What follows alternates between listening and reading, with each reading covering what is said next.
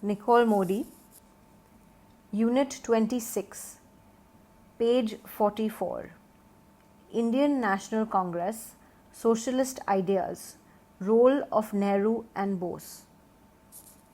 The chapter is structured into the following subheadings: 1. Objectives. 2. Introduction. 3. Socialist ideas and the early Congress leaders. 4. New climate, the non-cooperation movement. 5. Jawaharlal Nehru and socialism. 6. Subhash Chandra Bose and socialism. 7. Impetus to socialism in theory and practice. 8. Impact on the Congress policy. 9. Let us sum up. 10. Keywords. 11. Answers to check your progress exercises. Let us begin with 26.0 Objectives. In this unit, we will discuss the growth of socialist ideas in the Indian National Congress. After reading this unit, you should be able to explain the following. 1. The attitude of early Congress leaders towards socialism. 2. How the Congress developed sympathy for the socialist ideas. 3. The drift of Jawaharlal Nehru and Subhash Chandra Bose toward socialist ideas. And 4. Their attempt to create acceptability for these ideas within the Congress. 26.1 Introduction. Socialism aims broadly at ending the exploitation, exploitation,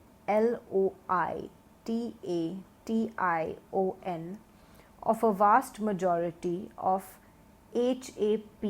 HAPLESS, hapless humanity, by a small powerful minority. It seems to remove the consequent injustices and inequalities from the society. Many of the doctrines for achieving these ends or for establishing socialist societies had been put forward by the second half of the 19th century. You have read about these in Unit 12.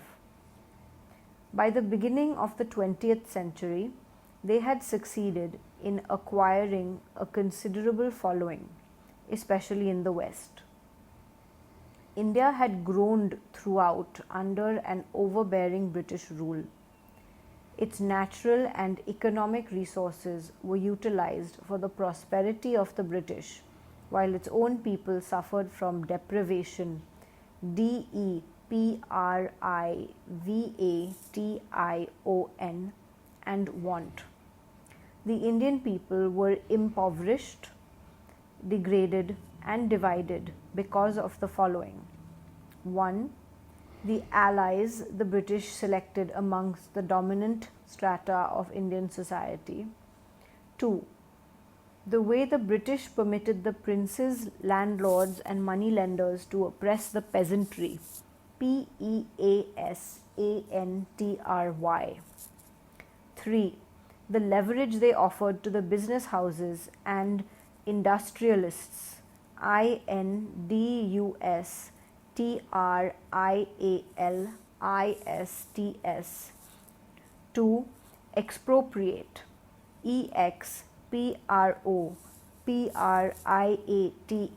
the workmen. And 4. The skill with which they played the community against the other. It was natural in such circumstances that some patriotic Indian intellectuals and militants, particularly those who have lived in the Western countries or established some links there, should be drawn towards the socialist ideologies. Madam Kama, Shyamji Krishna Varma, Shapurji Saklatwala, K.S. Bhatta, Vijendra Nath, Chattopadhyay,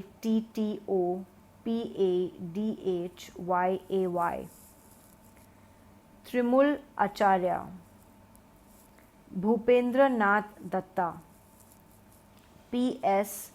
Khankoja, G.A.K. Luhani, and a host of others belonged to this category. They operated from abroad till the beginning of the First World War. None of these distinguished personalities or those eminent men who were active during the war, like M. N. Roy and Lala Hardayal, functioned within the framework of the main nationalist organization in India, the Indian National Congress. That is why they hardly exercised any influence over its activities, policies, and programs. Till the end of the country-wide non-cooperation movement, 1920 to 1922, in the post-First World War years, socialism had in fact made no impact on the political behavior of the Congress. However, after this, the socialist ideas started influencing Congress policies and played an important role in politics. In this unit, we will discuss how the socialist ideas influenced the Congress. We will also discuss the role played by Nehru and Bose in this process. Unit 6.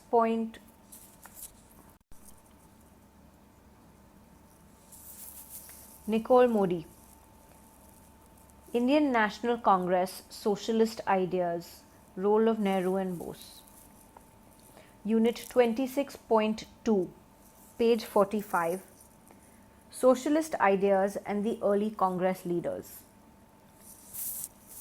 The leaders of the Indian National Congress, who were renowned public men and the critics of the British government and its policies, were aware of socialism or the socialist traditions from the beginning.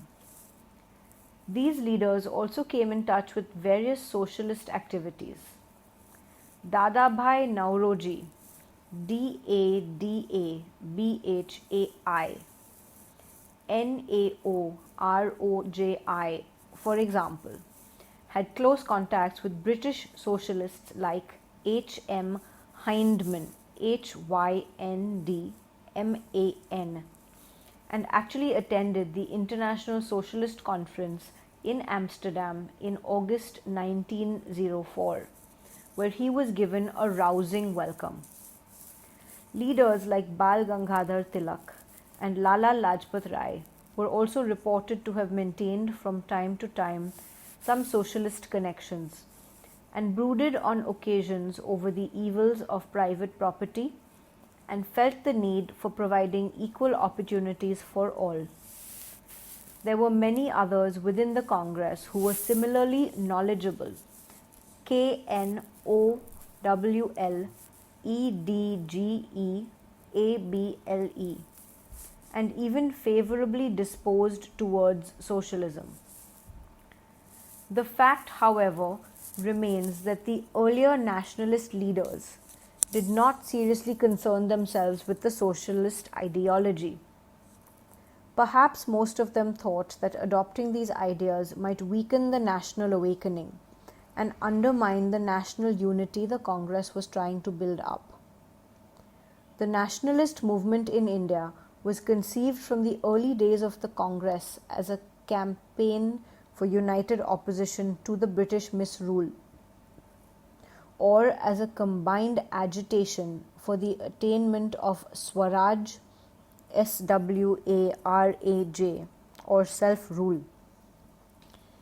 This unification or combination was to encompass all communities, categories, and classes of people, including the rich and the poor, the landlords and the landless, the mill owners and the workers. It seems that the leaders of the Congress in its early phase were afraid that socialism, which encourages the resistance of the exploited against the exploiters, and sets up workers against industrialists and peasants against landlords, would antagonize ANTAGONISE, the wealthy and the well-to-do.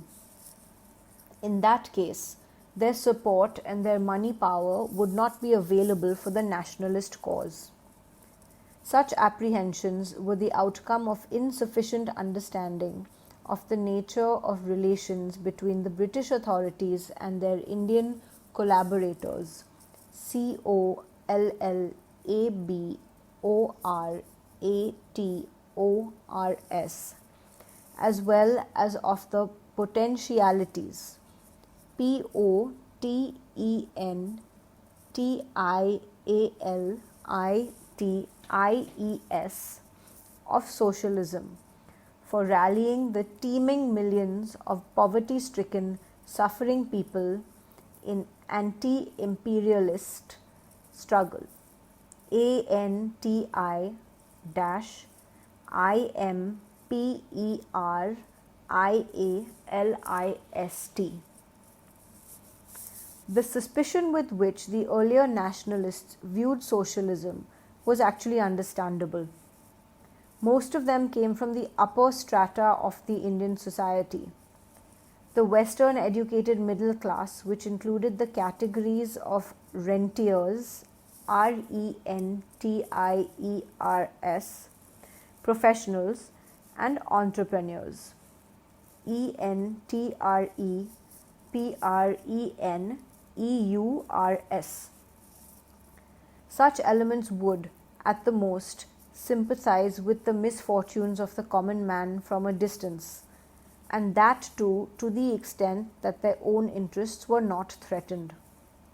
Furthermore, up to the First World War, the nationalists in the Congress were trying only to win concessions from the British regime through resolutions, representations, and debates. They were engaged primarily in constitutional policies and agitations within the limits the British masters allowed them. They had not generally thought of raising mass movements or stirring popular actions, with the solitary exception of the Swadeshi movement of 1905 to 1908. Thus, when the masses of Indian people did not form an integral part of their political program, the earlier nationalists scarcely felt an urge to come closer to them. It would not be, however, correct to surmise that the earlier nationalists of the Congress had not kept the oppressed, the humiliated, and the downtrodden within their sight at all, or had not included them in their scheme of the future in any way. They were convinced that the attainment of self-government, or the fulfillment of the political objective in itself, would turn India into a happy and prosperous country. Once prosperity returned, they believed that the ills of economic disparity would disappear from the country, and a just and equitable EQUITABLE system would emerge. Valid or not, this line of thinking dominated the proceedings of the Congress for a long time, even up to the mid-1930s. But the birth of a country line of thinking within the Congress, parallel to the dominant one, could not be presented under a changed political climate. Correction, the last line is as follows. But the birth of a contrary line of thinking within the Congress, parallel to the dominant one, could not be prevented under a changed political climate. Unit 26.3, page 46. New Climate, the Non-Cooperation Movement. This change came during the post-First World War years of economic recession, the period in which the rising prices of commodities and the increasing repression of the government played havoc with the lives of Indians. Under the new and inspiring leadership of Gandhiji, the Congress chose, after intense deliberations, to opt for the path of non-violent non-cooperation with the British authorities, a course of action that depended for its success almost entirely on a wide participation of the people. The unprecedented UNPRECEDENTED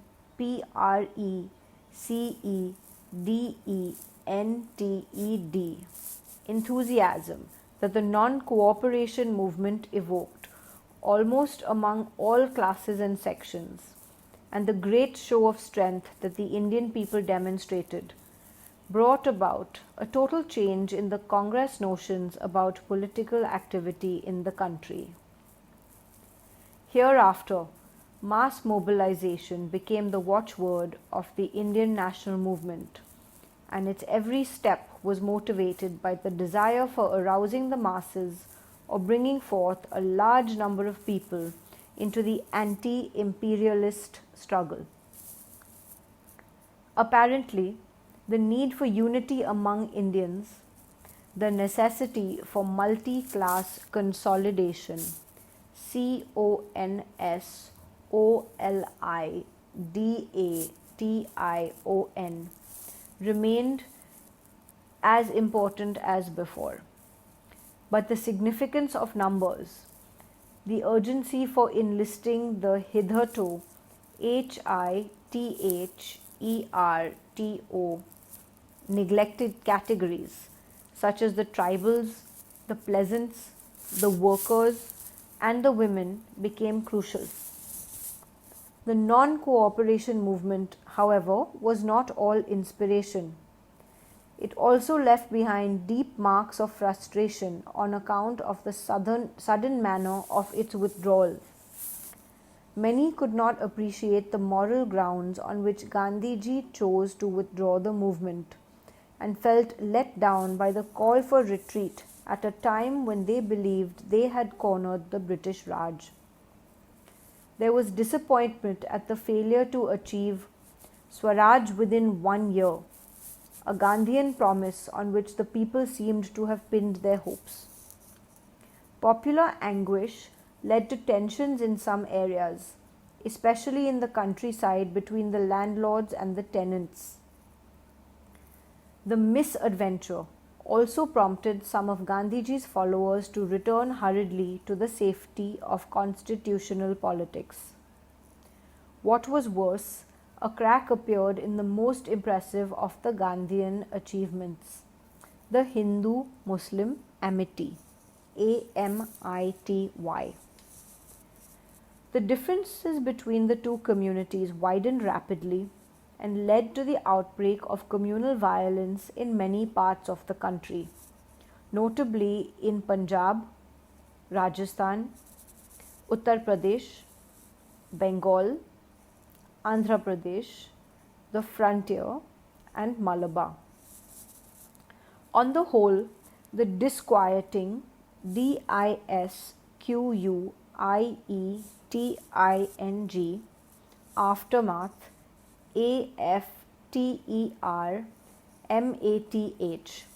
of the non-cooperation movement compelled some thoughtful congressmen, particularly those who did not join either the camp of the no changers, for engaging themselves for the time being in Swadeshi, Harijan uplift, etc., or that of the pro-changers, for submerging themselves for the time being in constitutionalism, CONSTITUTIONALISM, to try rigorously RIGOROUSLY to find out answers to some of the uncomfortable questions.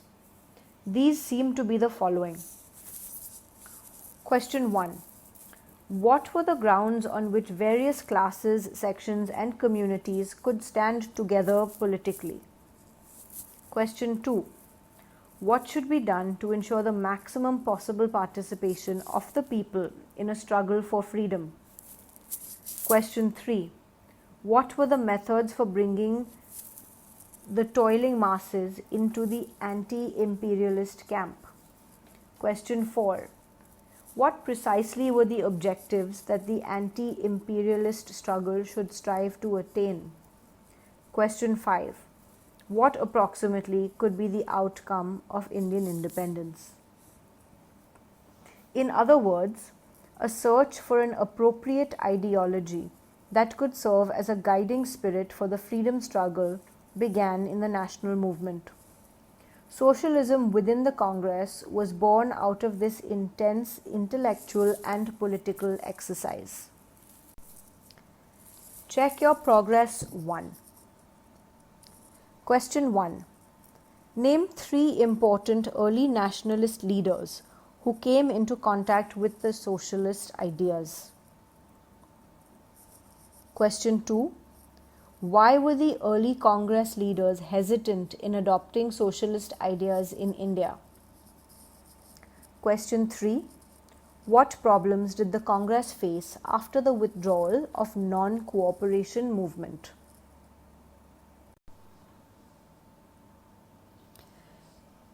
Nicole Modi, page 47, Unit 26.4, Jawaharlal Nehru and Socialism. Among those who pondered over the future of India was young Jawaharlal Nehru, who had already made his presence felt during the non-cooperation movement. What is more important, however, was that Jawaharlal had in the meantime gathered some first-hand knowledge of the agrarian problems, AGRARIAN, by working among the peasants of Pratapgarh, PRATAPGARH, and Raebareli, RAEBARELI, in Uttar Pradesh during 1920 and 1921. Though committed very loyally to Gandhiji's leadership, Jawaharlal was critical of the leader's decision to withdraw the non-cooperation movement.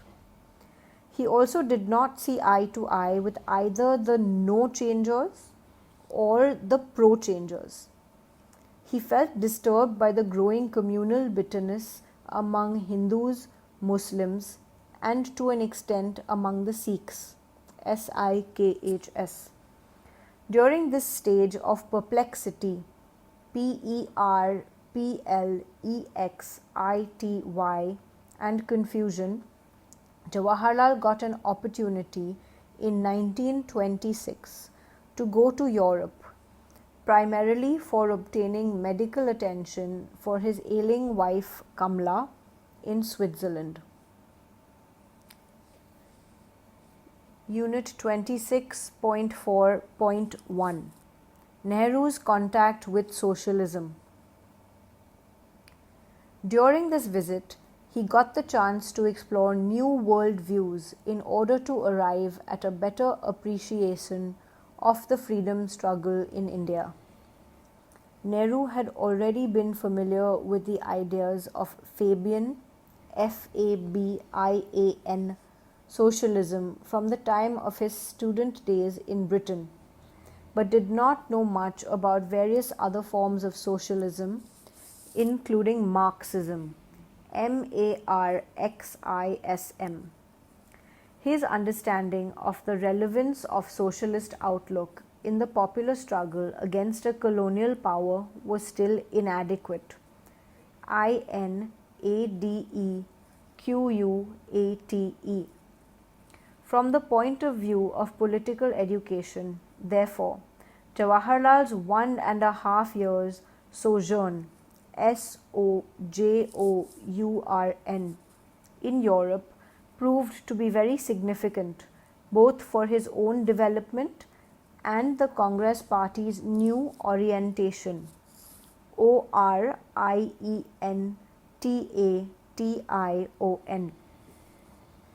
In Europe, he came in contact with the political thinkers and movements and was invited to participate as the representative of the Indian National Congress in the International Congress Against Colonial Oppression and Imperialism, held in Brussels in February 1927. There he met the best exponents, exponents, of the European radical tradition, as well as a large number of delegates from China, Mexico, and other Latin American, African, and Asian countries. The exchange of views and experiences deeply influenced Jawaharlal, who was appointed a member of the Executive Committee of the League Against Imperialism and for National Independence, the organization that the Brussels Conference had set up. From this point onwards, Jawaharlal Nehru realized how the development of European capitalism, which required raw materials for industrial production and extensive markets for the finished goods, led to imperialism, and how European capitalism had fattened on the exploitation of countries in Asia, Africa, and Latin America. Unit 26.4.2 Changes in Nehru's Perspective. As was the case in India, the exploiters had their native allies everywhere, and that was the reason why freedom from foreign rule had to be organically combined with the liberation of the poor from their immediate internal oppressors. Henceforth, the struggle for national emancipation, emancipation,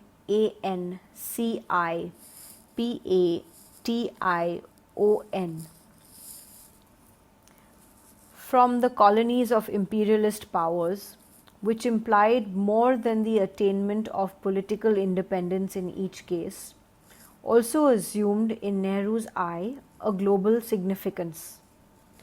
He could see that India's freedom movement was in reality a part and parcel of the international campaign against a worldwide imperialist system. Along with the others in the League Against Imperialism, Jawaharlal felt that this campaign had received tremendous encouragement from the success of the Russian Revolution of 1917 and got valuable support from the growing strength of the Soviet Union. In November 1927, he visited the Soviet Union on an official invitation. He was greatly impressed by the novel experiments in government and social reconstruction that were being made there. He was, of course, conscious of the differences between the nation-building tasks in Russia and India, and retained his faith in Gandhiji's leadership over nationalist politics, or in the efficiency of non-violent mass movements against British imperialism. However, he had drawn his lessons from the experience of Russia and desired to make full use of them in the Indian context. By the time he returned to India in December 1927, Jawaharlal had, for all practical purposes, turned a socialist. It could be conjectured, even in 1927 and 1928, that with their acceptance by a leader of Jawaharlal's national stature, the socialist ideas were bound to exercise considerable influence over the deliberations, deliberations,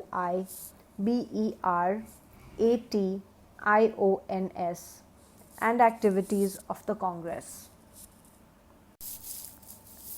Unit 26.4.3 Page 49 Impact on Domestic Politics. The year 1927 witnessed a noisy debate developing within the Congress as well as outside it, among all shades of political opinion. This was helpful to Jawaharlal for the assertion of his recently acquired radicalism, Radicalism. The point of debate was related to the extent and character of Swaraj or self-government that the Congress and others were struggling for. It dramatically took precedence Precedence over all other issues in 1927, when the British authorities decided to appoint a commission consisting solely of British members of Parliament to consider, under the terms of the Government of India Act of 1919, whether India was fit to receive a further instalment of constitutional government.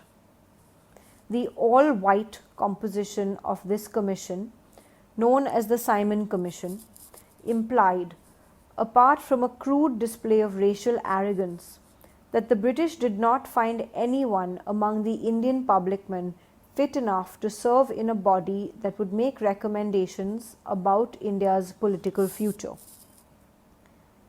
In the appointment of this commission, the British government had not only refused to listen to the Indian opinion on a subject which concerned them the most, it was also guilty of casting a slur on the competence, competence,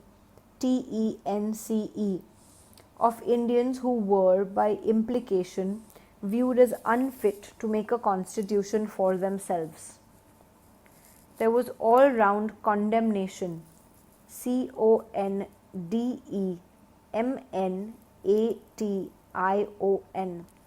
of the British action all over India. In its Madras session of December 1927, the Congress gave a call for the boycott of the Simon Commission. The boycott, as later events showed in 1928, was tumultuous. TUMULTUOUS, even in the face of brutal governmental repression. Jawaharlal and his associates in the Congress contributed considerably to its success.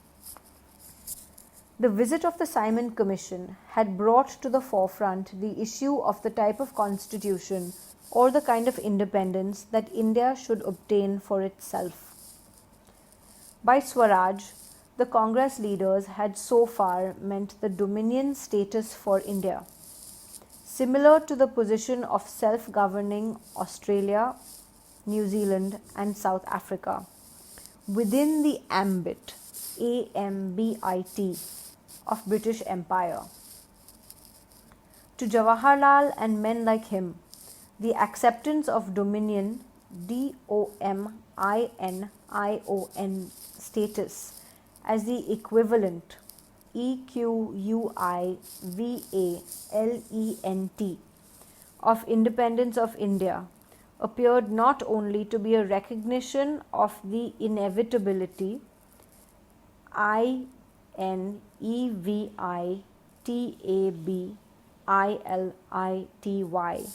of British presence in India, but also a perpetuation PERPETUATION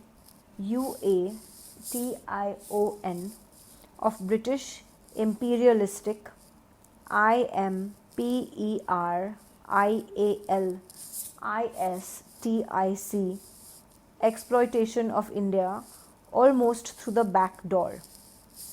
In the Madras session in December 1927, Jawaharlal moved a resolution demanding real independence instead of the mirage of dominion status. However, the controversy CONTROVERSY actually came to a head when an all-parties conference was convened in 1928 February at the initiative of the Congress. It decided to set up a committee headed by Motilal Nehru to draw up a constitution for India as an answer to the challenge of Birkenhead. BIRKENHEAD, that is, the incapability of Indians to frame a constitution acceptable to all parties. When the Nehru Committee actually proceeded with its work on the basis of interpreting Indian independence in terms of the attainment of dominion status, Jawaharlal had no alternative but to build up an opposition. In organizing resistance against the acceptance of dominion status and gathering support for complete independence or severance, SEVERENCE, of all unequal political and economic ties with Britain, he received help, notably among others, of young Subhash Chandra Bose, one of the Congress General Secretaries in 1928, like Jawaharlal. Check your progress 2. Question 1. How was Nehru influenced by socialist ideas during his stay in Europe? Question 2. How was India's freedom struggle related to the struggle against imperialism the world over?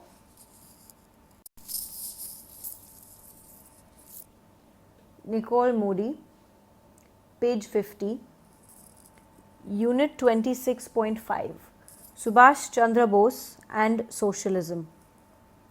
Although different temperamentally, TEMPERAMENTALLY,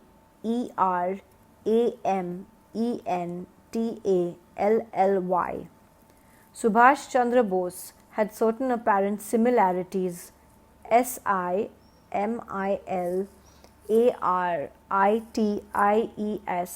with Jawaharlal. Both came from an upper middle class background, having also received education abroad. Both were intellectuals by their own rights, and both committed themselves to the cause of Indian nationalism. Inspired initially by the ideas of Swami Vivekananda, Vivekananda,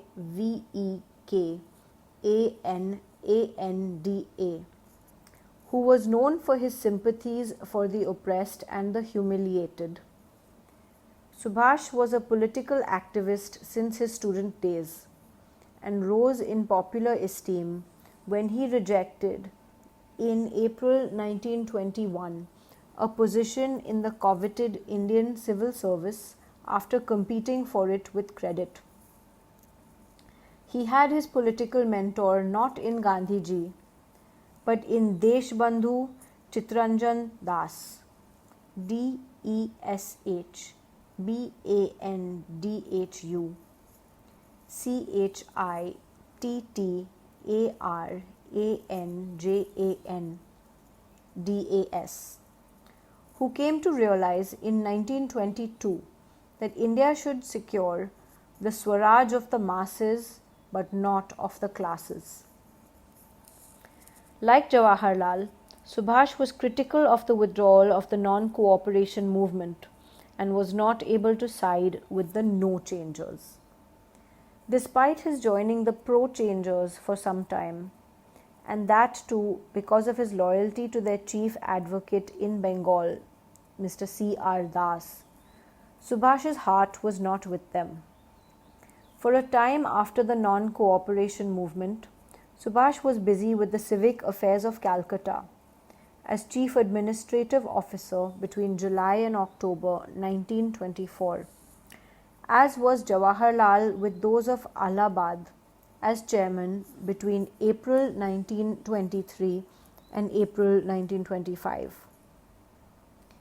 At this juncture of his career, Subhash appeared to have shared some of the confusions and anxieties which disturbed Jawaharlal and others. But Subhash did not get at this point the opportunity that Jawaharlal had obtained from a breath of fresh air abroad and by coming into contact with the Socialists and becoming acquainted with Marxist experimentations. EXPERIMENTATIONS. Also, he had not gained the advantage which Jawaharlal had had, to a certain extent, of working among the toiling masses, and he remained mindful of their aspirations only from a distance. Consequently, Consequently, with all his leftist leanings, leftist, and radical postures, Subhash was not as sure and clear about the socialist ideas as Jawaharlal had become. Another point of difference between them was that Subhash did not share Jawaharlal's steadfast commitment to Gandhiji's leadership of the Congress, nor his belief in the usefulness of non-violence as a technique in anti-imperialist struggles. He had, however, no difference with Jawaharlal on the point of urgency for mass mobilization and popular action, and also no difficulty in endorsing Jawaharlal's anti-imperialist views.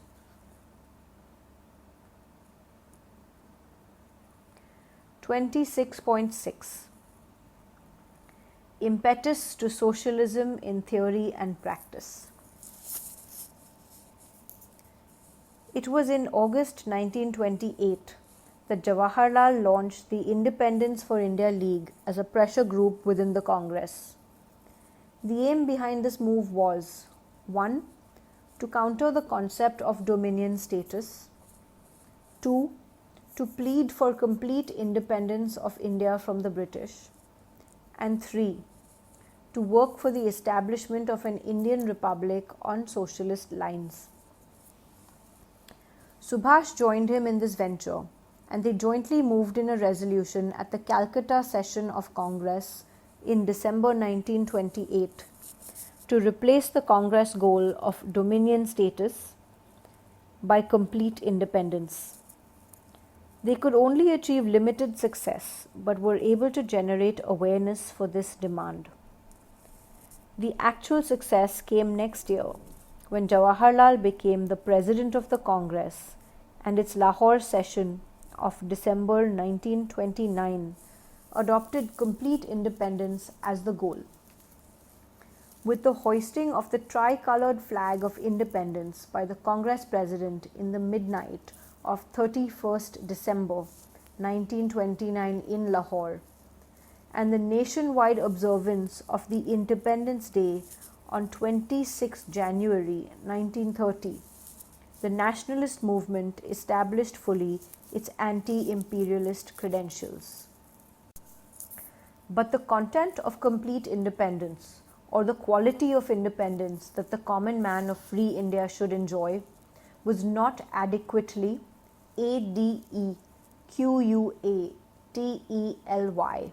defined even at this point. However, the trend of thinking of leaders like Jawaharlal and Subhash, and a large number of their followers, who had already been calling themselves leftist congressmen, versus the more cautious and less militant rightist congressmen, was not difficult to follow. It was quite apparent from the way Jawaharlal and Subhash were communicating to the people in general and to the youth through the Youth League, the Hindustani Seva Dal, the Naujawan Bharat Sabha, and the Volunteers Movement, the students through the students' organizations and conferences, and the workers mainly through the All India Trade Union Congress, whose presidentship was taken over by Jawaharlal in 1921 and Subhash in 1931 in particular. Their exposure of the nature of imperialism, their concern for the toiling people, and their anxiety for ensuring social and economic justice stirred popular imagination. Both Nehru and Bose were in prison when the massive civil disobedience movement was launched. Subhash from January to September 1930 and Jawaharlal from April to October 1930. Yet they contributed in their own ways to the expanding social base of the agitation, and inspired people from various strata to take part in it. Simultaneously, Simultaneously, whether Jawaharlal and Subhash were inside the prison or out of it, their own ideas were taking a definite shape. This was more specifically true of Jawaharlal, who was able to give an indication of the kind of independence that the Congress must stand for. In his draft of the Fundamental Rights that was adopted in the Karachi session of the Congress in March 1931, Jawaharlal unequivocally stated UNEQUIVOCALLY. In order to end the exploitation of the masses, political freedom must include real economic freedom of the starving millions. He went on to demand 1. Living wages for workers, 2. Special taxes on property, and 3. The state control and ownership of key industries, mineral resources, railways, waterways, shipping, and other means of transport. Personally, Jawaharlal was even willing to do away with the institution of private property, which, according to him, gives dangerous powers to individuals over society as a whole. It was, however, not possible to carry with him in this matter many congressmen who represented various sectional interests to demand the abolition ABOLITION of landlordism LANDLORDISM and distribution of land to the landless. Even as it stood, the content of the Fundamental Rights and Economic Program of 1931 should be regarded as an important step in the march towards Congress socialism. As ardent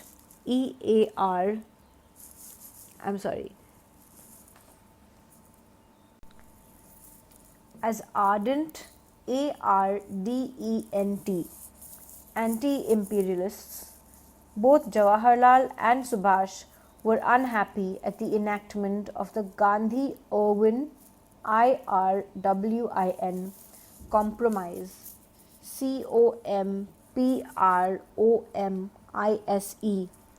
in March 1931.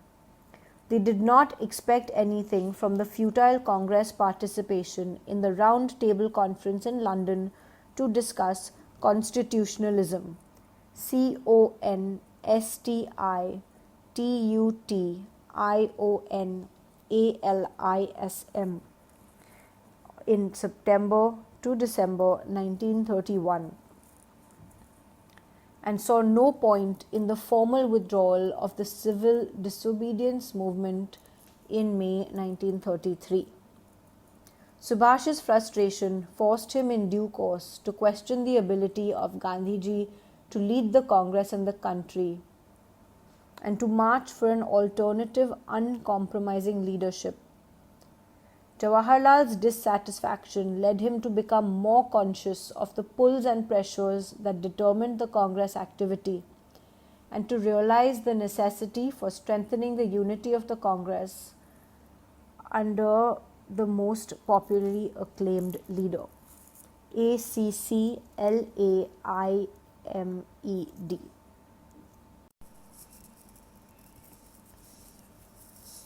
Nicole Modi, page 40, Unit 25.5, 1932 to 1934, Civil Disobedience Again.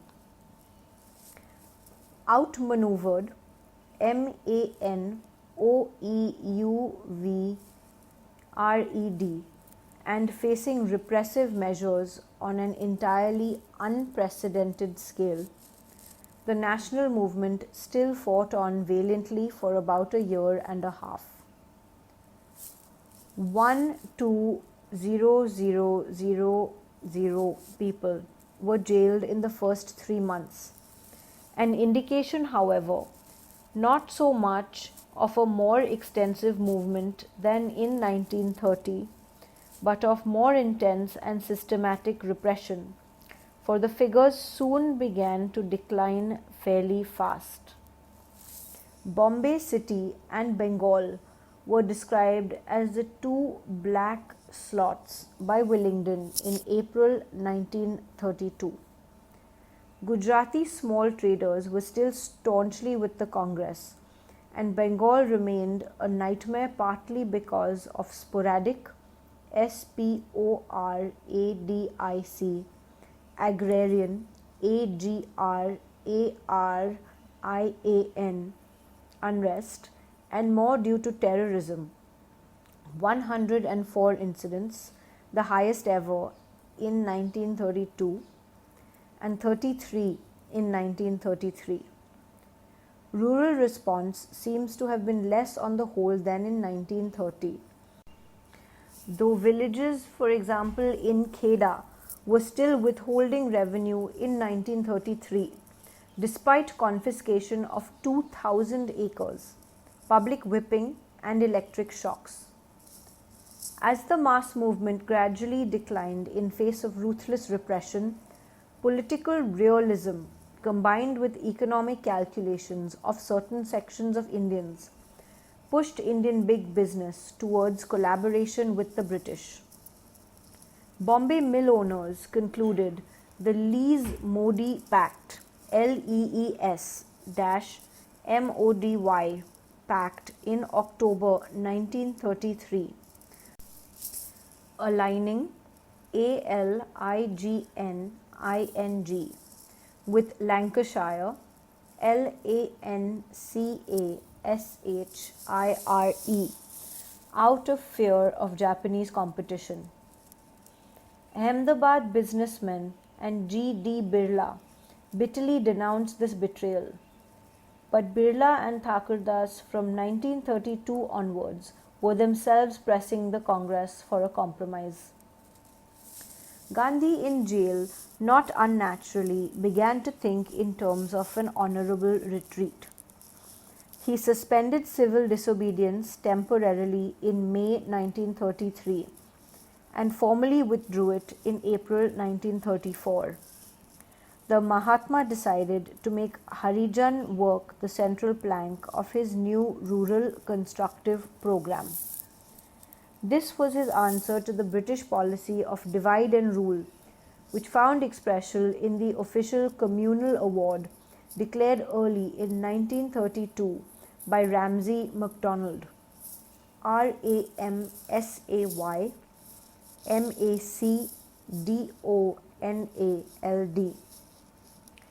The award provided for separate Hindu, untouchable, and Muslim electorates, ELECTORATES, for the new federal legislatures, LEGISLATURES, treating Hindus and Harijans as two separate political entities.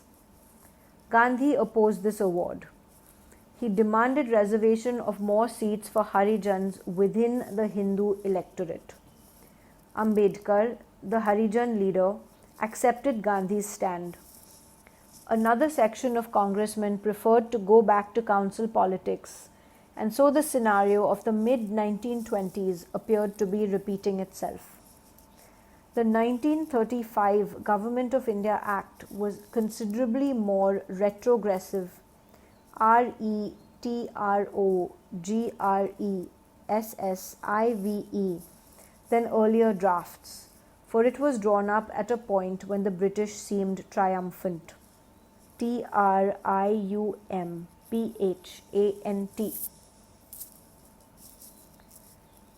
Unit 25.6 Aftermath, AFTERMATH. That the government's sense of victory had been largely illusory, ILLUSORY, was quickly revealed, however, when the Congress swept the polls in most provinces in 1937, refer to Unit 30 of Block 6. The Congress had been defeated by superior brute force, but its mass prestige was as high as ever. The left alternatives emerged from the logic of civil disobedience itself, for the movement had aroused expectations which Gandhian strategy could not fulfill. At the level of leadership, Nehru, and less consistently, Consistently, Bose, voiced the new mood, emphasizing EMPHASISING, the need to combine nationalism with radical social and economic programs. Some Congress activists formed a socialist ginger group, GINGER, within the party in 1934. KISAN SABHAS with anti-Zamindar ZAMINDAR programs developed rapidly in provinces like Bihar and Andhra. The communists too were recovering from the Meerut arrests and their own folly of keeping away from civil disobedience, and a significant section of disillusioned terrorists and Gandhian activists were moving towards them. In this changed situation, the dominant groups within the Congress were able to retain control only by a series of adjustments and openings towards the left, though usually at the level of programmatic PROGRAMMATIC statements and not action. Thus, land reforms directed towards curbing and eventually abolishing zamindari were coming to be included in the official Congress program by the mid-1930s, in total contrast to all earlier pronouncements. PRONOUNCEMENTS. An early indication of such a shift was that the Karachi Declaration on Fundamental Rights and Economic Policy, made significantly just after the Gandhi-Irwin Pact. This declaration was very moderate in content, yet reductions were promised for the first time, not only in revenue but in rent and living wages and trade union rights also entered the Congress program. Peasant upsurges, which had constituted so much of the real strength of civil disobedience, like the labour unrest of the late 1920s, had not been entirely futile. FUTILE. Though crucial political controls within the national movement remained elsewhere, much of the Congress language and rhetoric, RHETORIC, and some actual policies did have to take a leftward direction as a consequence of the growing assertiveness, ASSERTIVENESS,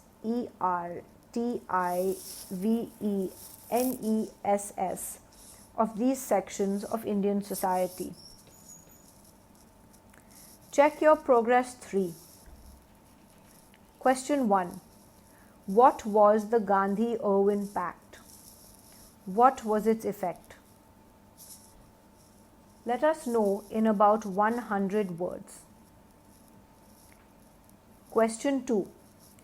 How did the government respond to the civil disobedience movement after the failure of the second Round Table Conference at London?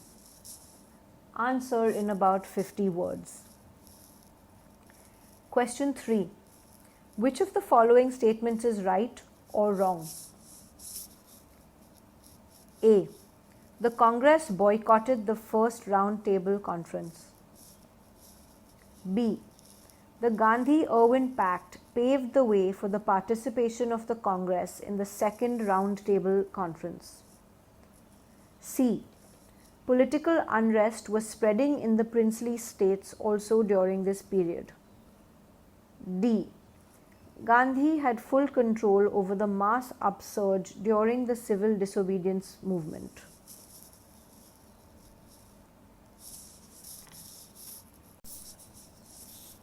Unit 25.7. Let us sum up. In this unit, we have discussed the history of civil disobedience movement from 1930 to 1934.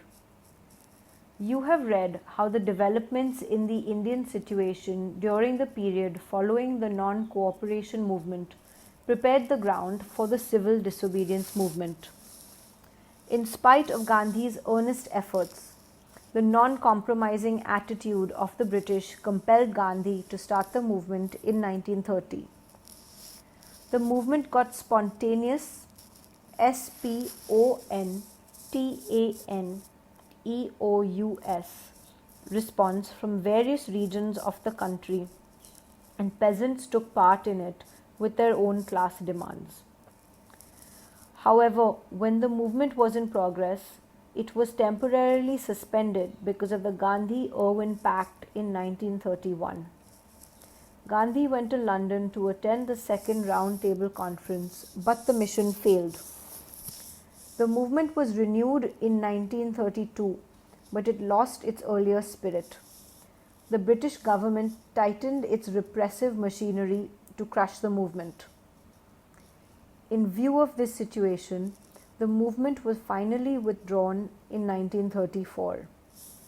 Thus, another heroic struggle of the people came to an end without achieving its immediate goal. But the sacrifice of the people had not been in vain. A change in favor of the peasants' economic demands came in the Congress program. And finally, the formation of Congress ministries in the provinces signaled the victory of people's movement. Unit 25.8. Keywords. 1. Cambridge School. A particular group of historians, mainly based at Cambridge, which denied Indian nationalism on the basis of sectional interests, faction, etc. It believed in colonial benevolence, BENEVOLENCE, and discussed the relationship between the British and the Indians as one of patron-client type. 2. Civil disobedience, peaceful violation of government laws. 3. Dyarchy, DYARCHY, dual government, in which power is divided into two parts, reserved and transferred. 4. Lahore Congress.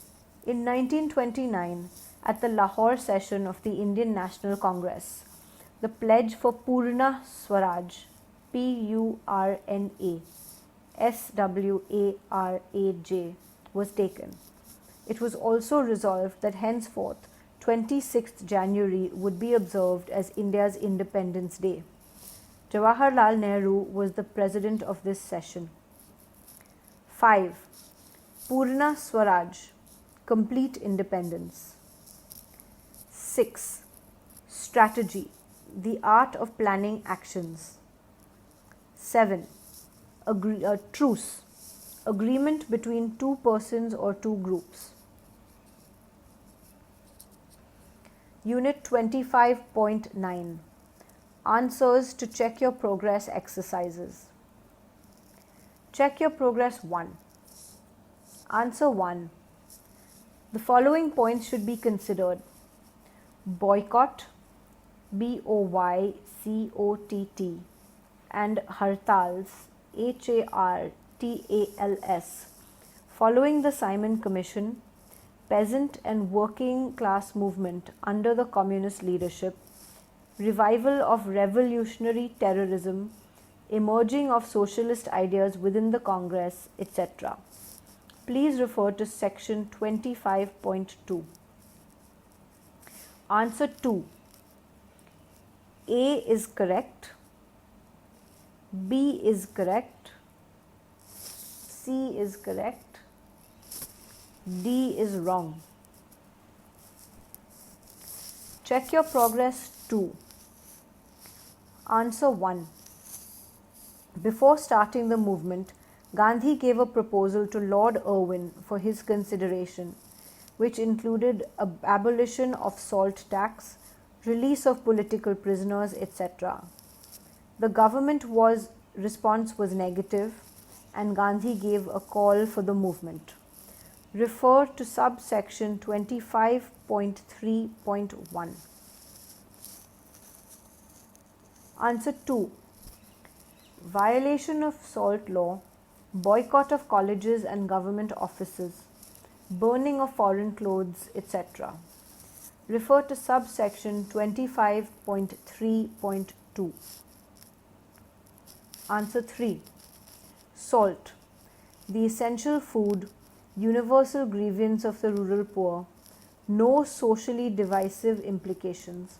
It linked up with other Gandhian methods of constructive work, etc. See subsection 25.3.2. Answer 4. 1. Peaceful violation of forest laws. 2. Imprisonment, confiscation of property, etc. 3. Direct violation of government law. Check your progress 3.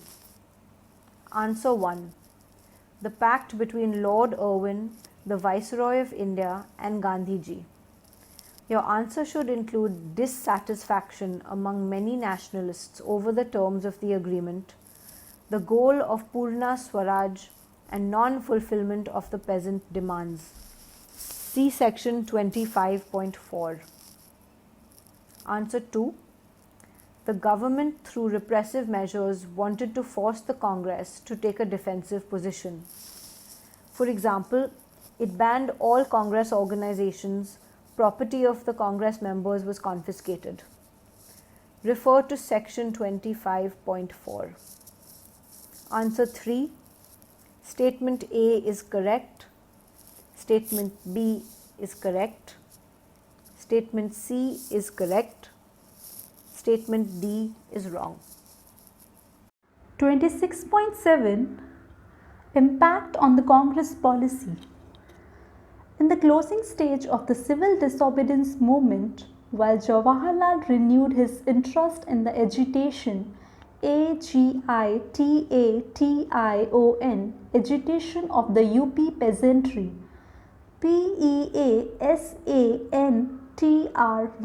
peasantry in Allahabad, Raebareli, Etawah, Unnao and Kanpur.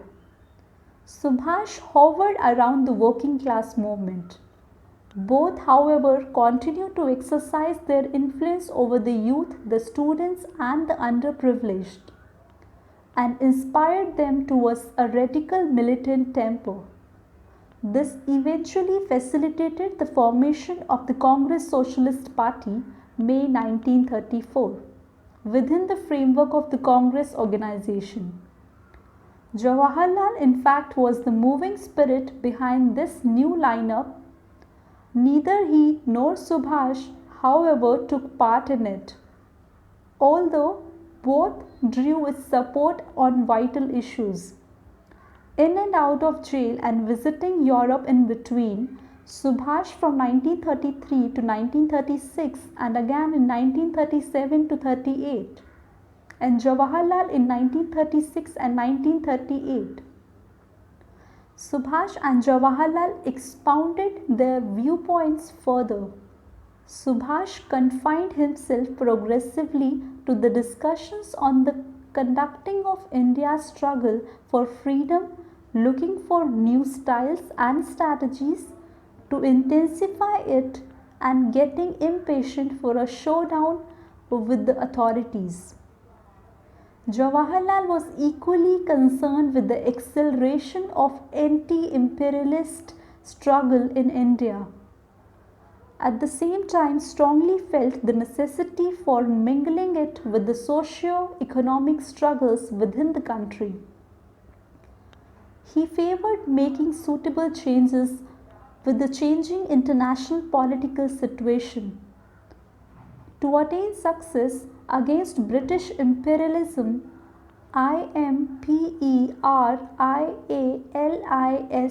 imperialism, Jawaharlal continued to advocate that it was incumbent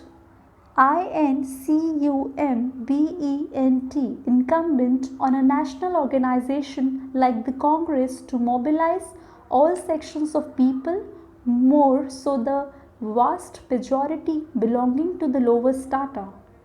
Unless the causes of these people were espoused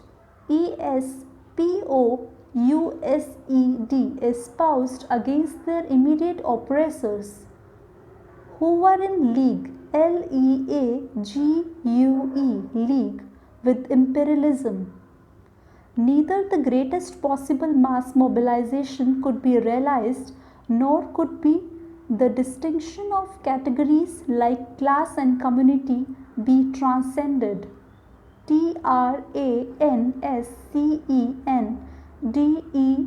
Transcended. For fulfilling this essential condition of successful anti-imperialist people's struggle, it was also necessary for the Congress to have blueprint of the future of an independent, liberated and secular India. The Congress therefore should commit itself, number 1, to the elections on the basis of adult franchise. Number 2, a constituent assembly for drawing up a constitution to guarantee the rights and privileges of all Indians. Number 3, to the eradication of long-standing social and economic injustices. Number 4, the achievement of economic independence on modern industrial lines. All these Jawaharlal felt must be accomplished in the Indian context through national consensus, consensus, and not amidst amidst civil conflicts.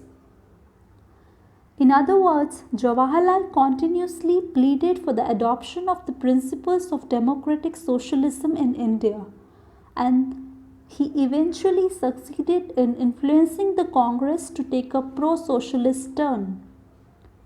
After he was elected the Congress president in the Lucknow, December 1935 and the Faizpur, December 1936 sessions, Jawaharlal elaborated his socialist ideas with greater clarity through the innumerable speeches he made, the discussions he held, and the statements he issued. As the Congress president, he had often to put up with the views of the known socialist and sometime anti-socialist majority in the working committee, except reverses, for instance, on the issue of acceptance of office by the Congress following the elections of 1937 under the Act of 1935, and tolerate sabotages, sabotages. For example, the way his scheme of mass contact with the Muslims got torpedoed, torpedoed. Nevertheless, Jawaharlal did succeed in making significant advances.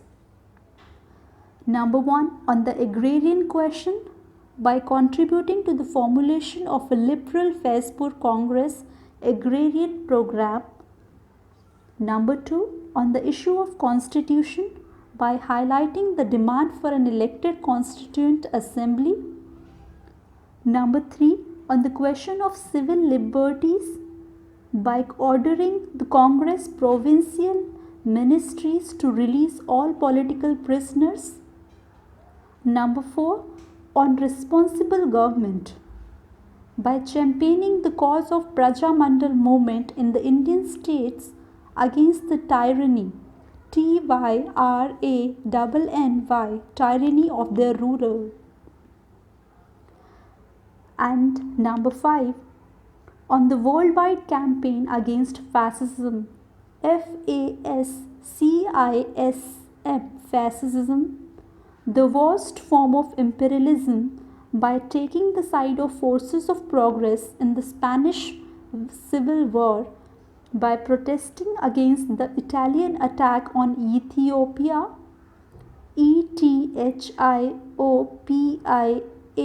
Ethiopia, and by organizing relief for China when it was attacked by Japan. Comparatively, Subhash's tenure as the Congress President following his election in the Haripura session, February 1938, was not so attractive from the ideological point of view, and his seeking re-election for the Congress presidentship next year sharply divided the Congress into the leftist and rightist camps. Subhash nevertheless left his socialistic mark on the Congress by laying emphasis on the industrialization of India and planned economic growth on the Soviet Soviet pattern. He was in fact instrumental in the formation of a national planning committee of the Congress under Jawaharlal's chairmanship. By the end of the 1930s, the thoughtful and the forward-looking among the congressmen appear to have resolved most of the questions that perplexed them in the aftermath of non-cooperation movement or throughout the latter half of the 1920s. On the threshold of the 1940s, many of them seemed to know those whom they had to fight in the anti-imperialist struggle. They appeared to have identified the manner in which the anti-imperialist struggle had to rise above all sectional considerations of class and creed by emphasizing the actual sufferings of the people. They seemed to know how the struggle must be escalated and strengthened by rallying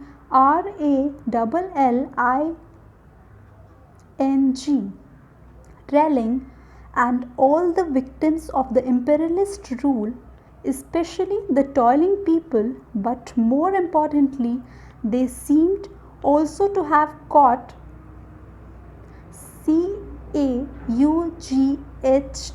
caught a glimpse of the destination to which the anti-imperialist struggle should take them.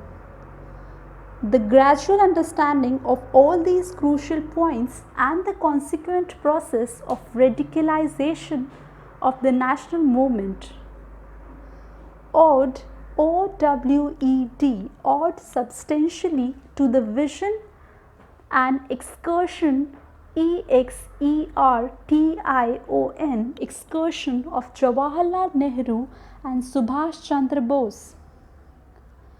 Check your progress 3. Number 1. Why was Independence for India League launched? Number 2. Which sections of Indian society attracted special attention of Bose and Nehru after 1927?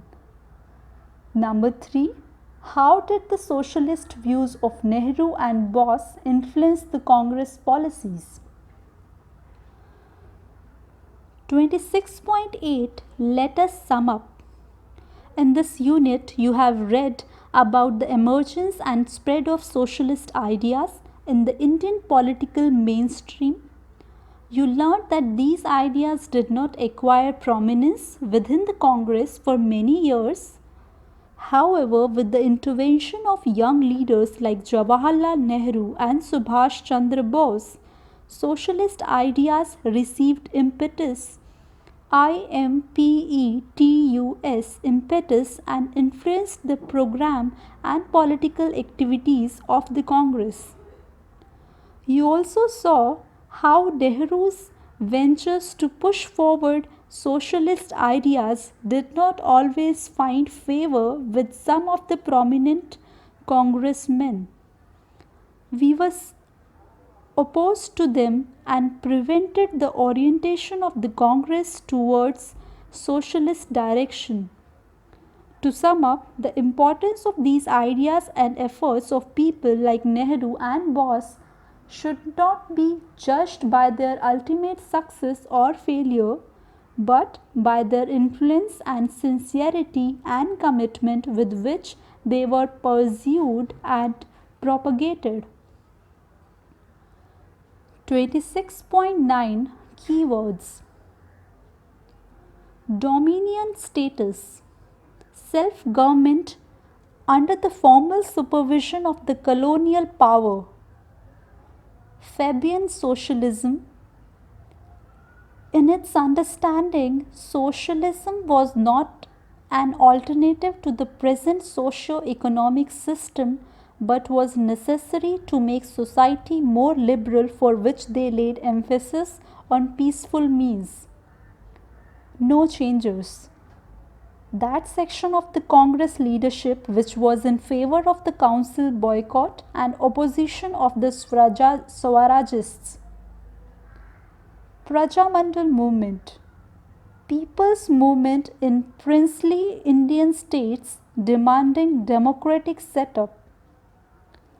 Pro-changer, that section of Congress leadership which supported the Swarajist programs.